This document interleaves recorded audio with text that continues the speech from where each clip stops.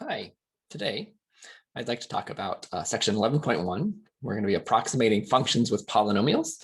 And so this is going to build on something that you may have done in Calc 1, where you're talking about a linear approximation of a function. And so this is going to sort of build on that and say, hey, why do we use a line? Why not use something of a higher degree? And so that's the idea. So we're going to start this by thinking about approximating functions with polynomial equations of finite degree, of course. So for example, you have a function f of x for x close to a. It'll be really close to the sort of point on the tangent line to that function at x equals a as well. So when you think about this, if I'm standing on Earth, all of the calculations that I'm making to build a building or do sort of the small scale things that we do, they ignore the curvature of the Earth because we're basically close enough to the Earth to consider it a flat surface. So if it was a sort of larger structure or it went farther out, maybe the curvature of the Earth would start to figure into our calculations. But since we're so close to it right now, that's sort of ignored. And we think, oh, well, we're basically on a line. And so that's the same sort of idea with a curve and a tangent line. So if I think about a curve here, the line tangent to that curve looks like this. And if I zoom in on this curve really close to where it's tangent, the closer I am, the kind of better this approximation is. The closer to straight line this curve actually looks. And in particular, the closer to the tangent line it actually is going to be. So what we want to do is we want to say, okay, so that's great. So can I generalize this a little bit and think of it as, okay, so for any function, I can estimate it using the tangent line. And if not, then after that, can I go farther into this detail? So what I can do is a linear approximation.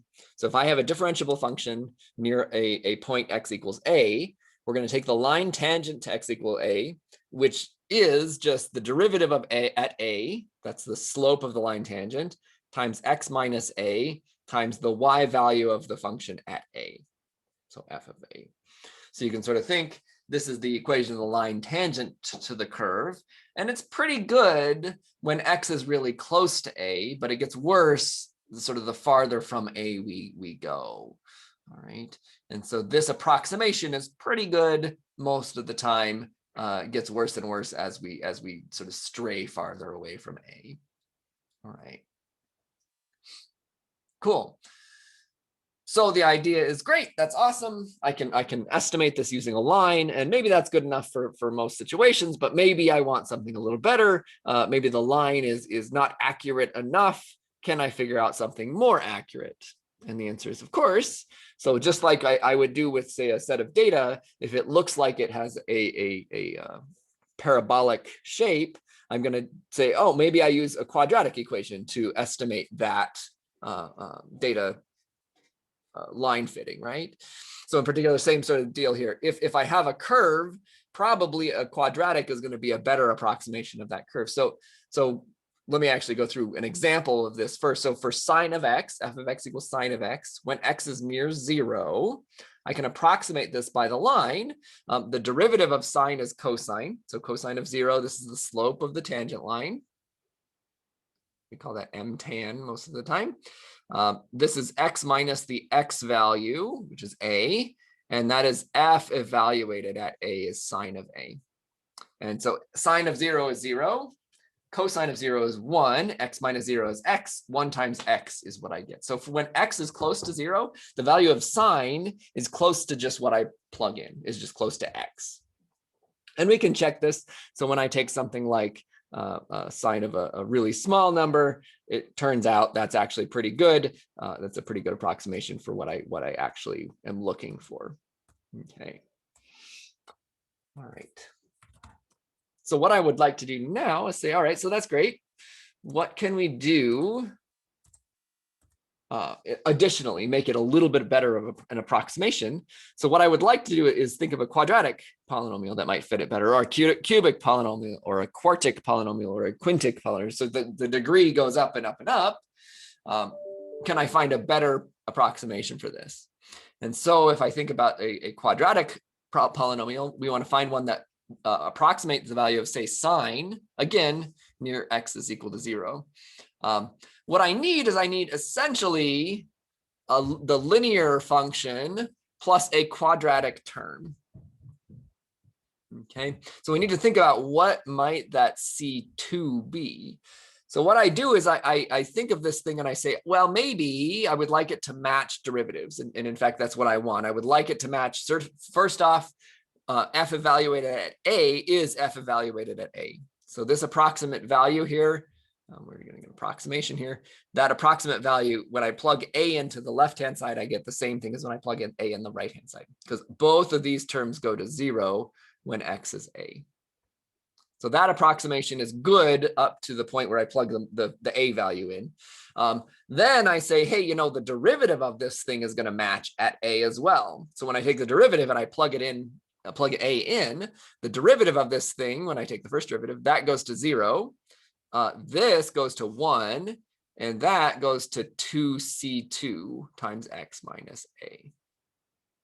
So I differentiate this thing. And the derivative, when I plug A in, that thing goes to 0, I get f prime of A. So it matches up to the first derivative. So I would like it to match up to the second derivative as well. So the first derivative we see is actually correct. When I plug A in, that second term goes to 0. So I would like the second derivative to also match. So when I take the second derivative, I get 2 times C2. So it looks like C2 is just the second derivative at A divided by 2. And in fact, that's what it will be. All right. So that's great. So I can find a polynomial now where the derivatives match to 2 derivatives. So the function and the polynomial match to 2 derivatives at the function value A. So we can approximate my function f of x near x equals A by this quadratic equation. All right, I've got f of A, f prime of A, x minus A, f double prime of A over 2, x minus A squared. Okay. So that's great. I can do this for say cosine. So let's take cosine of x near 0. F of 0, so when I plug 0 into cosine, I get 1. The derivative of cosine is sine, or negative sine, right? Negative sine. And derivative, negative sine of 0 is 0. So the second term is just 0. That's f prime at 0. The second derivative is negative 1. And so I get minus 1. And so I actually end up with a 1, 0, x minus 0, and minus 1/2 x minus 0 squared. So apparently cosine of x is going to be really close to 1 minus 1/2 x squared when x is near 0. Okay, and by the way, the linear approximation of cosine at 0 is just a straight horizontal line. And so that, you know, is not as good as this quadratic it would appear. So how good does this actually do? So we can look at this, and what I will do is I'm just going to plot cosine of x, and I'm going to plot this polynomial 1 minus 1/2 x squared. Okay, so I've got these two functions, and I want to see how they look. So it looks like they're pretty good, actually. And so you can sort of see the approximate value here. It's pretty good, a pretty good approximation. When I'm close to 0, you know, this looks pretty good. And I might even zoom in here, and sort of you can even zoom in and see, you know, how close it is. So let's say for x from negative 0.05 to 0.05. And so we sort of zoom in on this graph over here. Heck, it's pretty darn good. And you can sort of see, like, it looks pretty good, like a pretty good correspondence between the two. The purple and the blue look almost indistinguishable here. Although maybe towards the end over here, they're starting to get a little bit of difference in them, right? And you can sort of see there might be a little difference in between those two, but the approximation is pretty darn good. It's actually really not a bad approximation for this. So we basically say, okay, so that's great. Can I do better? And the answer is, yeah, I can do better. I just add more terms into my approximation. And so I get what's called a Taylor polynomial. So this process, we continue and sort of say, okay, so I would like every derivative to match at a, at x equals a. And so what I end up doing here, thinking about, say, the third derivative of something like x minus a to the third times c3, well, the first derivative has a 3 in it. And then I have a square. The second derivative has 3 times 2 in it. And the third derivative has 3 times 2 in it. Times 1. And then this really, there's a C3 in here as well, right? And so that C3, if I want it to match to 3 derivatives, should be the third derivative divided by 3 times 2, which is really 3 times 2 times 1. So it's the factorial of the thing. So we actually naturally, very naturally, end up getting a denominator of the factorial here, because the derivatives introduce k, k minus 1, k minus 2, k minus 3, k minus 4, etc. When I differentiate this x minus a to the k term. So my polynomial here, my Taylor polynomial here ends up being the kth derivative, and by the way, this notation is the kth derivative of the function f, evaluated at a, divided by the factorial, k factorial here, and then x minus a to the k is the polynomial term, polynomial part of it, so the x power there. Okay, and by the way, 0 factorial we define to be 1. It just works out that way, and we can talk about why that would be, but really, for now, that is the case. So 0 factorial is 1. If you want to know why, come by office hours or something. we can chat about it. So this is good. So we basically have this sort of Taylor polynomial that we can take higher order polynomials, higher degree polynomials that give me a better approximation of the function that I'm thinking about. So I want to do an example. I want to find the 7th degree polynomial that approximates sine of x centered at 0. So centered at 0 just makes it a little bit easier for me. I have no a in there. X minus a is just x. And so I just end up with x powers throughout. So what am I going to get? So the first thing I need to do is think about, what about all the derivatives? So at 0, sine of 0 is 0. So there's no constant term here. At the first derivative at 0 is cosine of 0 is 1. Second derivative is negative sine of 0 is 0. Third derivative is negative cosine. Negative cosine of 0 is negative 1. Fourth derivative is sine again. I get sine of 0 is 0. Fifth derivative is cosine. I get 1. Sixth derivative negative sine, I get 0. Seventh derivative negative cosine, I get negative 1. So kind of taking all of this information, what do I get? So what I get is there's a 0 term plus the first derivative divided by 1 factorial is 1 times x, plus the second derivative is 0, plus the third derivative is minus 1 over 3 factorial times x to the third, plus 0 from the fourth derivative, plus 1 from the fifth derivative, 1 over 5 factorial x to the fifth, plus 0 for the sixth derivative, and the seventh is a negative 1 over 7 factorial x to the seventh. So my 7th degree polynomial here has a whole bunch of 0 terms, and my odd terms are surviving.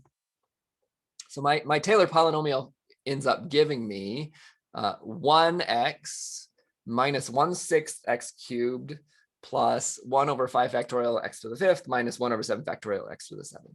And now something to sort of notice here that's kind of amazing. This is sine, right? And sine of x is an odd function. So sine of x is an odd function.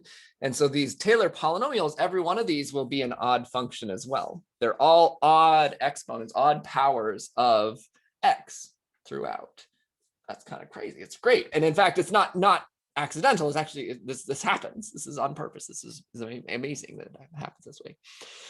So what I get is x minus 1/6 x cubed plus 1/120th x to the fifth minus 1 over 5, 50, 40 x to the seventh. Again, we can take this back over here and sort of look at how good is this approximation. So if I take sine of x and I plot sine of x and this polynomial, so I've got sine of x and I've got x minus 1/6 x to the third plus 1 over 120 x to the fifth minus 1 over 50, 40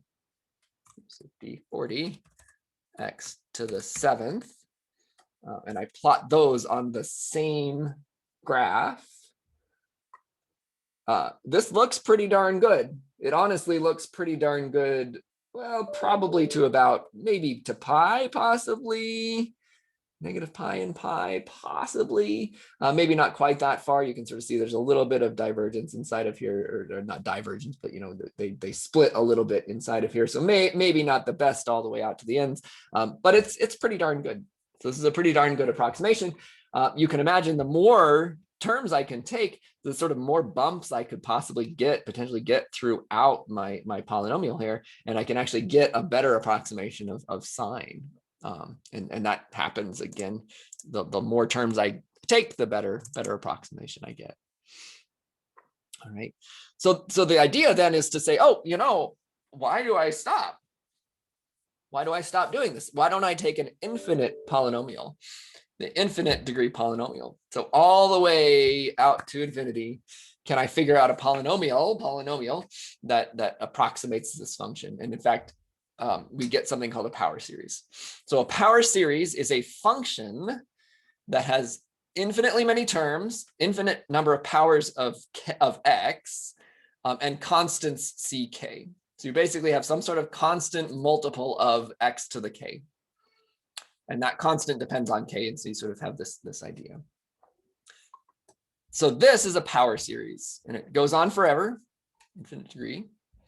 So think about this thing. So I could center this power series. So I could put it like I did before around a point. So it's x minus a to the k rather than x to the k. And so I've got that.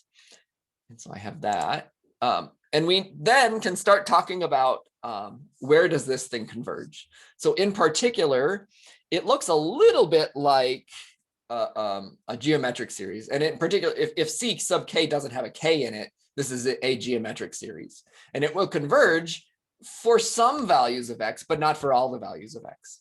And so what we need to think about is sort of, it depends on the value of x, whether this converges or not. And it will converge to some value.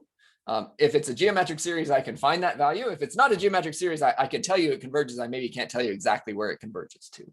And so that's kind of a beast we have to bear here.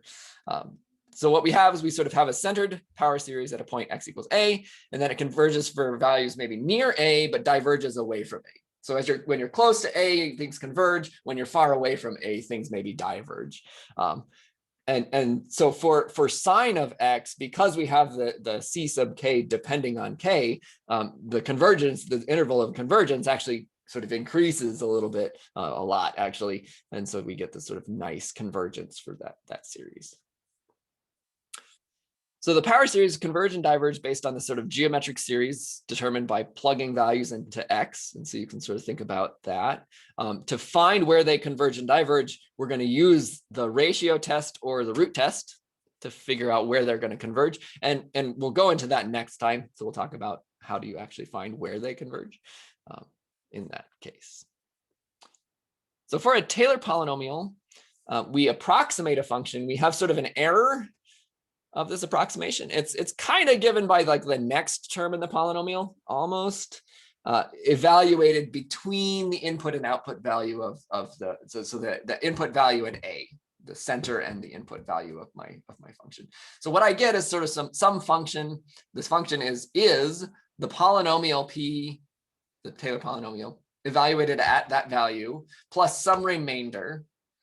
And so what I actually get is this remainder has something to do with the n plus first derivative evaluated at some point between a and x divided by n plus 1 over n plus 1 factorial, and then x minus a to the n plus 1. And this piece right here, the reason I'm sort of talking about this is this piece comes from something we did in Calc 1, which is the mean value theorem. for our purposes, this is not a sort of easy thing to deal with. So what we're going to do is we're going to say, okay, so maybe I don't actually get exactly this point, this C in here that I can find the exact remainder of this thing. I'm going to approximate the remainder by just using my calculator. And so I'm just going to use the calculator to sort of figure that out. And so that's all we're going to do in this case. If I have a property that's very nice, so if I know that the derivative, any derivative of this thing evaluated between x and a is no bigger than some number. So for sine, the error or the derivative is no bigger than 1.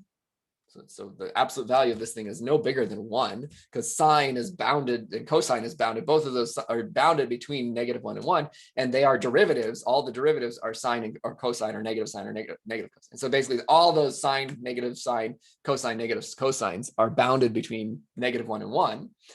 So this m in this situation for sine would be 1. And so I can sort of say it's bounded by 1 times x minus a to the n plus 1 over n plus 1 factorial. And so that sort of remainder piece is bounded by that function. So as long as I've got really nice functions that I can find these bounds on, it's great. If I can't find those bounds, we're just going to use the calculator to kind of go with that. And so for our purposes, we're going to estimate error from a calculator versus the value we find from the polynomial. For example, so the sine of 0.8 is estimated by the 7th degree polynomial at 0.8. And so you plug 0.8 into sine. So from the calculator, I get that sine is approximately 0.7173560, etc. Plugging 0.8 into this polynomial function gives me 0.717355572. And so you can sort of see we're gonna be about there is where we diverge from this, or we differ from our calculator. So this says that the remainder is approximately 3.6 times 10 to the -7th. So remember, times 10 to the -7, that means it's like 0.0000, so 6 zeros and then a 3677. And so you sort of say, well, yeah, that means it's correct up to 1, 2, 3, 4, 5, pretty much 6 decimal places with a little bit of error potentially in there because of the 5 going to a 6. So in fact, if I rounded this thing, it would round up to 6 in that 6th decimal place. So it's correct up to 6 decimal places, and then the 7th one is where it starts to differ. All right. Cool. So for our purposes, all we do is sort of plug this value, the x value, into the polynomial, plug the x value into the calculator, subtract the 2, find the remainder. And if you subtracted the 2 and got a negative number, you take the absolute value, so make it positive, and that's going to be the remainder of this thing. So how close is it? And that's going to be our value. Okay. Cool. So these things are a lot of fun. You definitely get a lot of information out of these. And next time we're going to talk about power series. And power series are these infinite polynomials. And these are better approximations of some functions. And in fact, sort of okay approximations of other functions. So you can sort of think we can approximate some pretty crazy functions using infinite polynomials. And in fact, for some of these, they're going to be exact values. So for sine of x, the Taylor polynomial, the infinite version of this Taylor polynomial will be the exact value of sine of x for all values of x that you could possibly plug in, which is kind of amazing. And so we sort of saw that a little bit in the 7th degree polynomial. Well, it was matching for quite a while. It matched for a significant amount of time. But in terms of our approximation, we basically would want to go farther so we can get it more accurate. All right. So with that, I will leave you and get that homework done, see how it goes. Let me know if you have any questions.